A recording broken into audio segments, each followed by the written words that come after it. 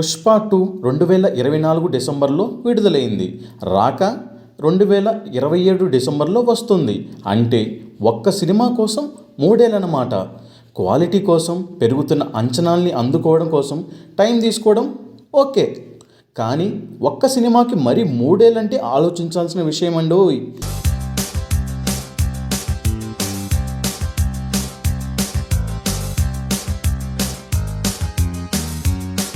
Star హీరోలు సినిమాకి 1000 కోట్ల వరకు వ్యాపారం చేయగల సామర్థ్యం ఉన్న బన్నీ లాంటి హీరోలు ఇలా 3 ఏళ్లకో సినిమా తీస్తే పరిశ్రమకి ఇబ్బందే.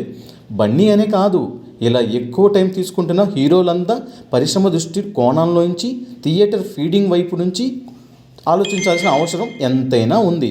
పాన్ ఇండియన్ సినిమాలు తీసుకుంటేనే మధ్యలో లోకల్ కథలు,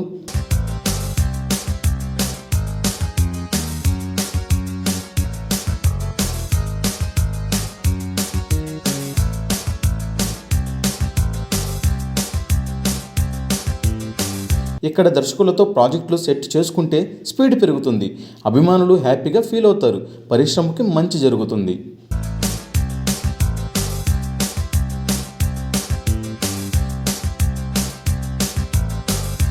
ఇదండి ఈరోజు టాపిక్. మరిన్ని వీడియోస్ కోసం విఎస్ఆర్ మీడియా ఛానల్ను సబ్స్క్రైబ్ చేసుకోండి.